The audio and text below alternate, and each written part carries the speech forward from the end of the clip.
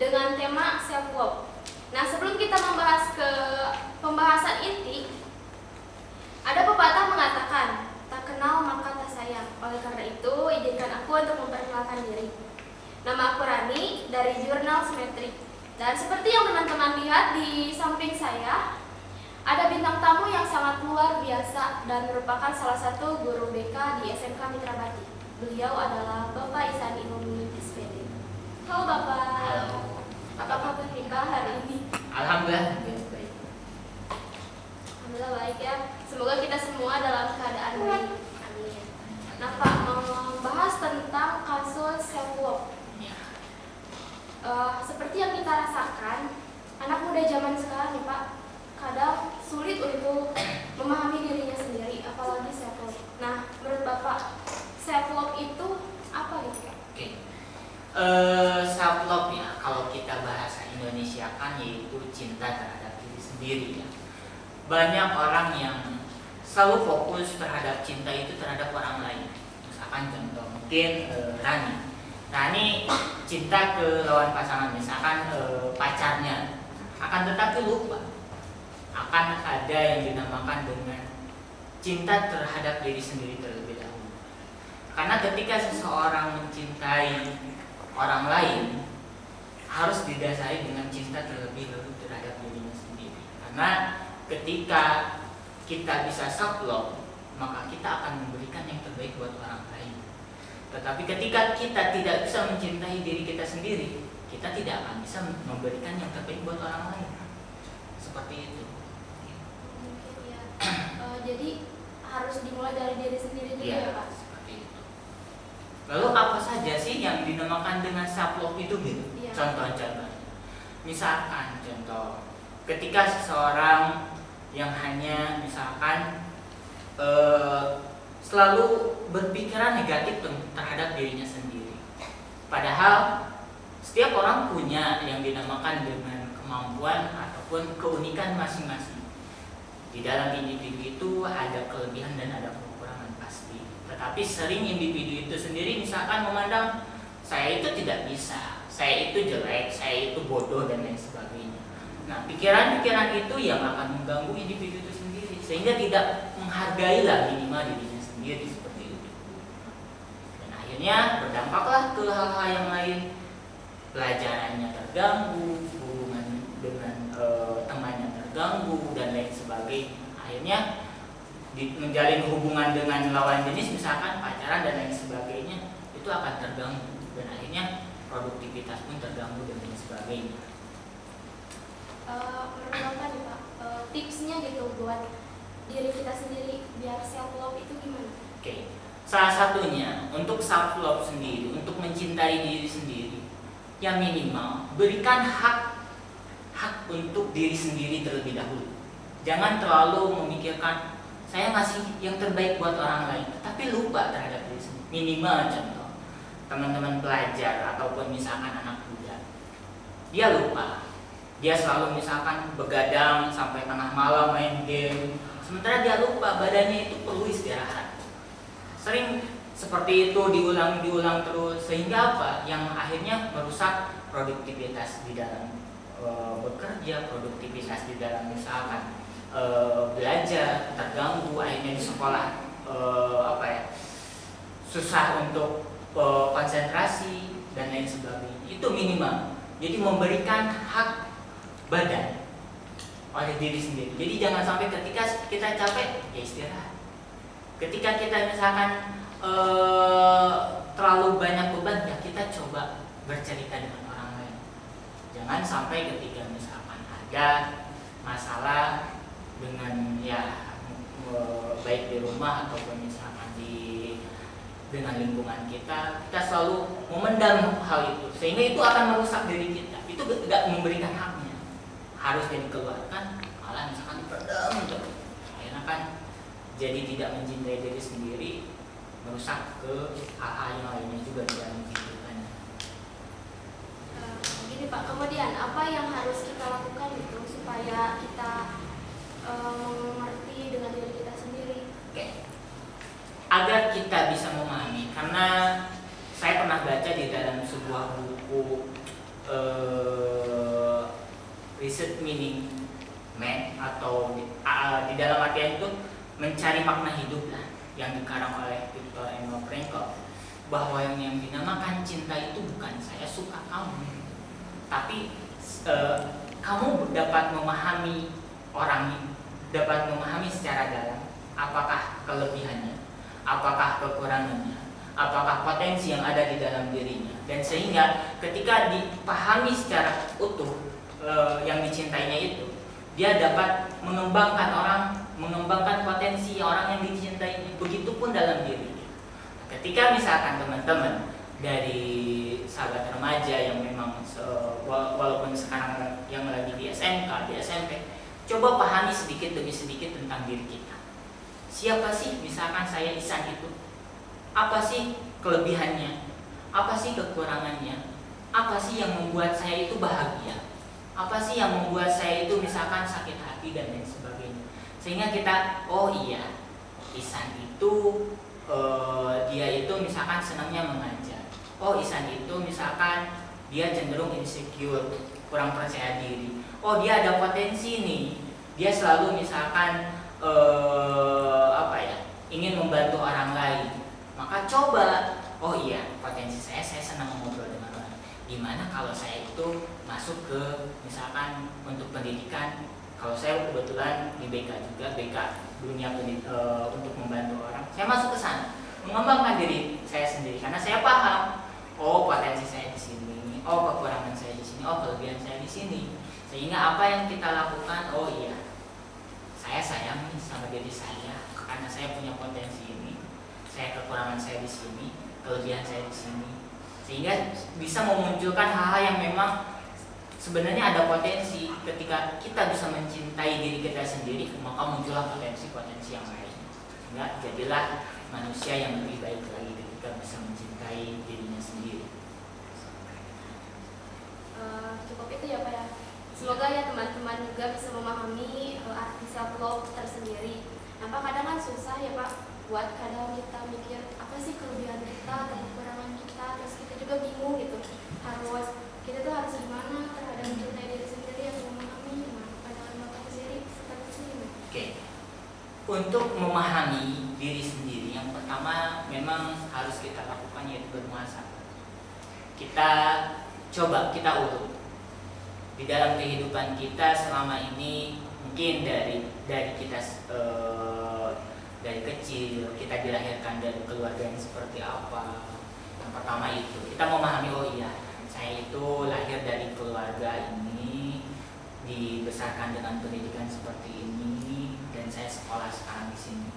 Yang kedua yang harus kita lakukan, yuk kita coba misalkan meningkatkan literasi kita untuk misalkan membaca buku-buku bisa motivasi, karena dulu saya sering baca buku motivasi. Bagaimana sih mengenali diri sendiri, ada kan tipe-tipe kepribadian, ada misalkan contoh melankolis, koleris, pragmatis dan lain sebagainya. Itu kan ada macamnya.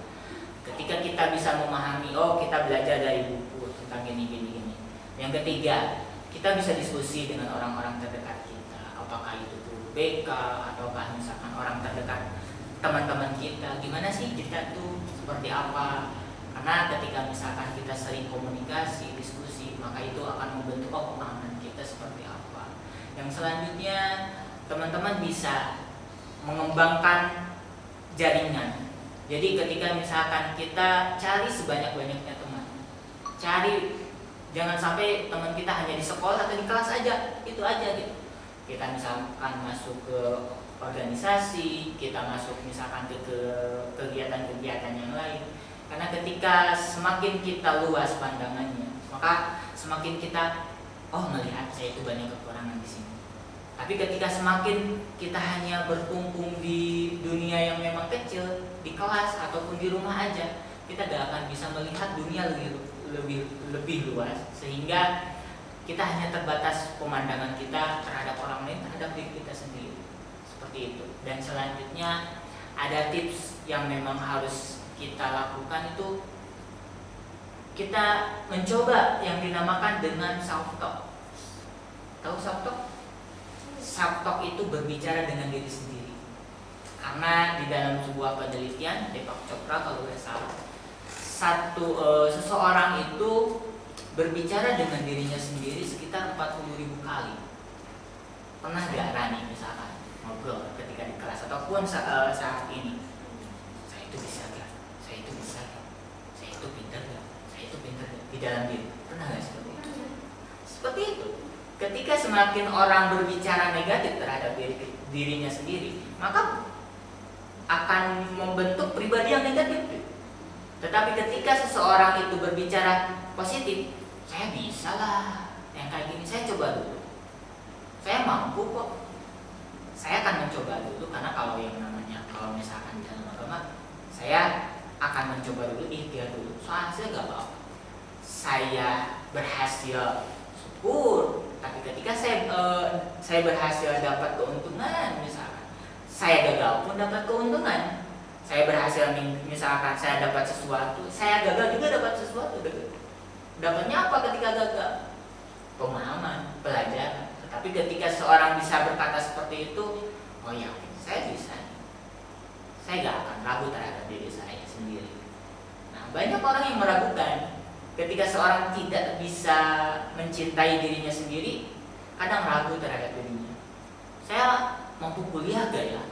Saya mampu masuk gak ke jurusan ini? Saya mampu gak membayar biaya kuliah ini? Nah, ketika ada keraguan itu, yakin gak akan maju. Tetapi kalau misalkan teman-teman bisa yakin terhadap dirinya sendiri, ya bismillah, saya bertawakal, saya yakin dengan jalan saya, dan akhirnya apapun yang ada di depan, ketika keyakinan terhadap tujuan itu dan meyakini bahwa saya itu mencintai diri saya sendiri, saya akan mencapai tujuan itu. Seberat apapun tujuan jalan menuju ke sana, bisa. Kemarin lah sedikit ya saya cerita. Kemarin saya kan, karena saya suka goes juga, sepedaan, saya ke Gunung Sawah. Karena Gunung Sawah itu mungkin sedikit jalannya bagus, pas ada jalan yang memang rusak banget, gak bisa dilewati. Tapi saya ingin ke sana gitu, karena saya yakin, ini nih bagus banget nih tempatnya. Saya kalau tempat saya pasti benar-benar puas dan lain sebagainya. Saya harus menenteng sepeda dari bawah sampai ke atas kurang lebih 1 jam.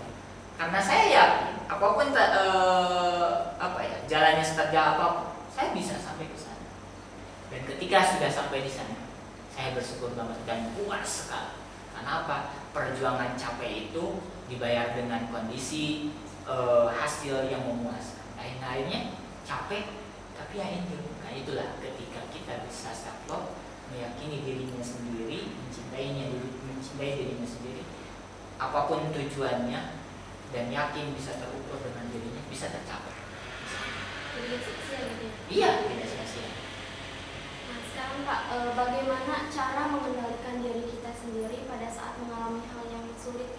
Oke, mengendalikan diri sendiri ketika menghadapi hal yang sulit atau permasalahan.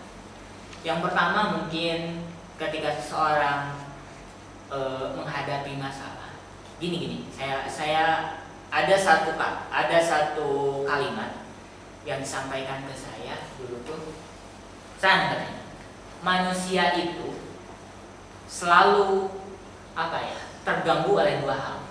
Yang pertama, terlalu menyesali apa yang sudah terjadi. Yang kedua, terlalu mengkhawatirkan yang belum terjadi. Dari sanalah ketika seseorang menyesali apa yang sudah terjadi, maka akan mengganggu untuk dia melangkah ke depan. Yang kedua, ketika dia selalu untuk mengkhawatirkan masa depan, dia tidak akan pernah bergerak gitu, untuk melangkah ke depan. Karena kalau misalkan dalam perspektif saya, apapun yang sudah terjadi di masa lalu, ya sudah, jadikanlah sebuah pengalaman yang bisa diambil. Dan gini, seburuk apapun masa lalu, masa depan kamu masih suci. Dan ketika kalian teman-teman yakin apapun yang sudah terjadi gitu ya, untuk nanti bagaimana cara mengendalikannya, apa yang sudah terjadi kemarin, saya ikhlas, saya ridho, dan mulailah hidup sekarang. Dan kalau di dalam psikologi itu ada namanya here and now, di sini dan sekarang. Rani hidup di sini dan sekarang, lakukan yang terbaik buat Rani hari ini dan sekarang, karena hari ini akan menentukan bagaimana kita masa depan.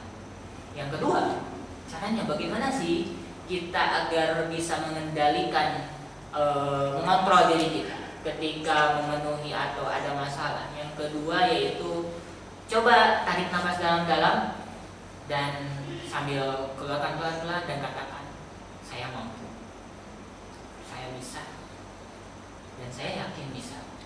Kalau dalam agama itu bismillah, saya bisa, saya yakin. Ketika keyakinan itu bisa mengontrol, akhirnya bisa. Seperti itu. Tetapi ketika misalkan ada masalah, mengeluh boleh, itu wajar manusia. Nangis boleh, itu wajar manusia. Kecewa boleh, silakan aja, itu wajar sebagai manusia. Tetapi ketika misalkan mengeluh, ya cukup, mengeluh secukupnya, sedih secukupnya, dan mungkin ada kekesalan secukupnya saja. Setelah itu lalu bangun lagi dan yakini bahwa apapun yang ada di depan kamu itu adalah sebuah ujian yang dimana tujuannya pasti untuk meningkatkan kualitas pribadi. Setelah itu, setelah bisa mengontrol, ya udah saya bisa dan lain sebagainya, langsung action langsung kerjakan. Ya udah, saya apa yang saya bisa lakukan hari ini untuk menyelesaikan masalah saya. Oh, tahap 1 ini dulu lah, satu-satu dan lain sebagainya. Nah, kalau misalkan seperti itu, kita sudah tahu terjun langsung, jangan banyak pikiran, jangan banyak memprediksi apa yang akan terjadi hari esok misalkan. Kita bukan Tuhan, karena masa depan adalah sebuah misteri. Dan kalau nggak salah ada di dalam Al-Quran atau apa yang menyebutkan gini, Allah itu tidak memberi ilmu tuh apa yang ada di dalam kandungan orang tua, apa yang akan terjadi hari esok, kapan terjadinya hari kiamat, dan kapan terjadinya hujan, itu dalam ini. Jadi ketika kita melihat, yaudahlah besok seperti apapun saya terima, yang jelas saya sekarang lakukan yang terbaik. Sehingga ketika kita menghadapi masalah, dengan yang pertama itu berpikir bahwa ya udah saya kerjakan yang saya bisa lakukan. Yang kedua berpikir saya bisa menyelesaikannya. Dan yang ketiga ketika seperti itu, apapun yang akan terjadi hari esok itu sudah menjadi misteri. Namun sekarang fokus apa yang bisa teman-teman lakukan. Itu mungkin. Nah, sekarang Pak, manfaat dari self love tersendiri itu apa gitu? Oke, manfaat dari self love sendiri ketika seseorang bisa mencintai dirinya sendiri, yang jelas pertama dia bisa mengenali kekurangan dan kelebihannya. Nah, beranjak dari mengenali kekurangan dan kelebihannya, dia akan mampu mengembangkan dirinya. Misalkan contoh Rani mencintai dirinya sendiri. Misalkan Rani mencintai diri Rani sendiri. Oke, memahami, oke Rani itu kalau kekurangannya apa, kelebihannya apa, potensinya apa. Sehingga, oh saya itu maunya gini nih, mau jadi misalkan seorang presenter. Terus apa yang harus dilakukan? Oh potensinya saya harus belajar. Oh yang lainnya misalkan saya harus menjaga kesehatan saya dengan tidur, pola tidur yang cukup. Oh misalkan saya makannya harus teratur dan lain sebagainya. Sehingga dengan self love sendiri akan mengantarkan teman-teman untuk mencapai cita-citanya. Tanpa self love itu akan terhambat. Yang selanjutnya dengan hubungan dengan yang lain akan menjadi lebih harmonis. Bayangkan ya, kalau orang yang gak self love, gak cinta terhadap dirinya sendiri, misalkan Rani pikirannya negatif terus misalkan sama diri Rani. Takut misalkan gini, wah takut nih misalkan dimarahi sama Bu Liar misalkan. Apa yang akan terjadi sama Rani? Jadi negatif tinggi. Negatif tinggi. Ketika negatif tinggi, perilaku Rani akan menjadi seperti apa? Jadi ya cemas, takut juga. Cemas, takut. Dan ada yang ketika cemas, takut, orang-orang itu cenderung dia nangis atau menghindar. Akhirnya apa? Bisa nggak ada misalkan ketika takut dimarahi sama Bu Diar nih, kalau misalkan saya ngobrol di depan ataupun saya misalkan mengungkapkan pendapat saya, akhirnya maju gak? Enggak, akhirnya nggak tahu apa-apa kan. Akhirnya sampai kapanpun ketika dia tidak menganggap dirinya, tidak menyayangi dirinya sendiri, tidak mencintai dirinya sendiri, akhirnya apa? Terhambat untuk mencapai kesuksesan itu sendiri. Kalau di dalam ininya apa ya? Man arufa nafsahu faqad arafa rabbahu. Barang siapa yang mengenal dirinya sendiri, maka dia akan mengenal Tuhan. Kenali lebih dalam diri sendiri, maka dia akan mengenali lebih luas dunia ini, dan akhirnya dia bisa mengembangkan, dia bisa diam ataupun bersosialisasi dimanapun dia berada, dia pasti diterima ketika dia mencintai dirinya sendiri. Seperti itu. Coba pertanyaan selanjutnya, kan tadi kita membahas tentang manfaat dari self love itu sendiri ya Pak. Nah, sekarang akibatnya Pak. Oke, akibat apa? Akibat ketika tidak self love. Ya, akibat ketika tidak self love. Oke, akibat dari seorang yang tidak bisa mencintai dirinya sendiri. Yang jelas, yang pertama tidak akan misalkan gini. Akibatnya mengganggu produktivitas diri sendiri. Yang pertama itu, ketika seorang tidak self love, dia cenderung pasif, dia cenderung tidak bisa bergerak, dia cenderung apa ya yang harus saya lakukan, dia cenderung ketika di kelas misalkan pendiam, dia selalu menyalahkan diri sendiri. Akhirnya permasalahan psikologis yang lainnya muncul. Ada yang itu dinamakan dengan stres. Dari stres ketika seorang tidak self love masuk lagi ke depresi misalkan dan lain sebagainya. Itu salah satunya. Dan selanjutnya ketika ada permasalahan, ketika dampak tidak menyayangi diri sendiri, permasalahan psikologis muncul ya. Yang kedua, ketika misalkan orang tidak bisa self love, dia akan terganggu hubungan dengan lingkungannya. Dia cenderung akan menarik diri. Dia cenderung akan bisa menyalahkan dirinya sendiri atau bisa menyalahkan lingkungannya. Karena ketika misalkan dia tidak menyayangi diri sendiri, saya itu gak cocok di sini, saya itu gak diterima di sini. Akhirnya apa? Dia menarik diri. Selanjutnya ketika dia menarik diri adalah kalau misalkan dalam rentang beberapa minggu misalkan ada yang depresi dan lain sebagainya. Akhirnya apa? Mengganggu ke seluruh kehidupan individu di rumah, di sekolah, terus di lingkungan. Akhirnya banyak, kemarin juga ada beberapa contoh pelajar yang memang misalkan contoh bunuh diri, ada pelajar yang memang tekanan batin, dan orang-orang yang misalkan contoh yang dibully, dia itu tidak mencintai dirinya sendiri karena saya itu bisa nih, saya itu pede. Ketika ada orang yang membuli, dia lebih kuat lagi. Maka munculkanlah self love atau cinta terhadap diri sendiri. Orang lain misalkan mau mengejek, saya menghargai diri saya sendiri. Saya gak bisa misalkan orang lain mengata-ngatain saya seperti itu. Saya bisa langsung bersikap asertif. Asertif itu adalah dia tegas. Nah, ciri-ciri orang yang memang self love itu dia bisa tegas ke orang lain. Orang lain mau mengajak hal yang negatif, maaf, saya gak bisa. Saya bukan saya misalkan punya prinsip bahwa harus seperti ini. Ketika ada orang lain misalkan mengata-ngatain hal yang negatif, enggak, saya seperti ini, terserah kamu. Tapi saya adalah orang yang berharga buat diri saya, buat keluarga saya.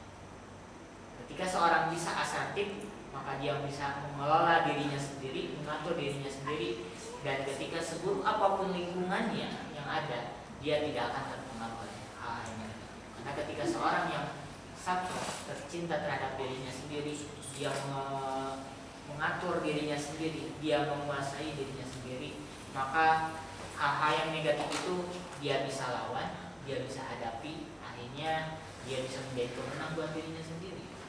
Seperti itu. Kadang Pak sulit gitu Pak buat kayak seperti orang-orang itu kan menjatuhkan kita ya Pak. Ya. Terkadang kan orang itu gak mau nyari masalah gitu kan, gak mau perpanjang gitu. Nah tipsnya gitu Pak biar mereka juga bisa menghargai diri kita sendiri. Ya. Intinya gini, seseorang itu ada lingkaran gini, ada lingkaran penguasaan diri sendiri, ada di luar lingkaran kita. Misalkan contoh, yang ada di dalam lingkaran kita, yang ada di dalam kuasa kita itu apa saja sih? Pikiran kita, perasaan kita, perilaku kita, itu yang bisa kita lakukan, yang bisa kita kuasai. Yang berada di luar jangkauan kita yaitu omongan orang lain, perilaku orang lain, kondisi lingkungan, itu kita gak bisa mengendalikan. Maka ketika seorang hanya fokus terhadap apa yang di luar kendali kita, ya jelas itu tidak akan self-love. Akhirnya apa? Saya itu, misalkan contoh, Rani itu harus cinta ke saya, Rani itu harus gini. Itu di luar jangkauan kita, di luar jangkauan saya. Akhirnya ketika fokus terhadap orang lain terus, kita lupa terhadap diri kita sendiri. Kita menganggap ya udah, Rani gak cinta terhadap saya, berarti saya itu jelek, saya itu bodoh, saya gak layak dicintai. Akhirnya apa yang terjadi?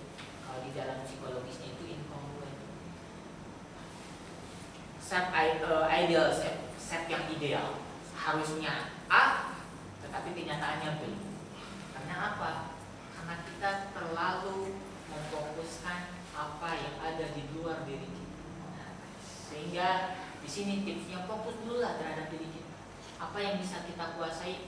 Pikiran kita, perasaan kita, tindakan kita. Nah, kita kuasai. Kita mau berpikir tentang ini, udah saya kendalikan pikiran saya positif. Saya mau begini. Perasaan saya bahagia karena diri saya, bukan karena orang lain. Perilaku saya melakukan perilaku yang terbaik. Mau orang lain menganggapnya baik atau tidak itu terserah. Akhirnya apa? Ketika kita sudah bisa seperti itu, kondisi apapun yang ada di dalam luar kendali kita bisa, oh ya udahlah, terserah aja, enjoy terhadap diri sendiri. Akhirnya muncullah pribadi yang menjadi lebih baik. Seperti itu mungkin. Nah sekarang Pak perbedaan antara egois dan self love. Terkadang kita self love tapi terlalu mementingkan ego kita. Oke. Ego mungkin gini ya, ketika seseorang gini, egois sebenarnya perlu. Ternyata ketika seseorang itu cenderung, oh saya itu harus harus habis-habisan untuk melayani seseorang, saya harus misalkan menyenangkan orang lain, itu hal yang tidak mungkin. Karena yang kedua, ego kita sebenarnya gak ada yang namanya egois terlalu misalkan mementingkan diri sendiri.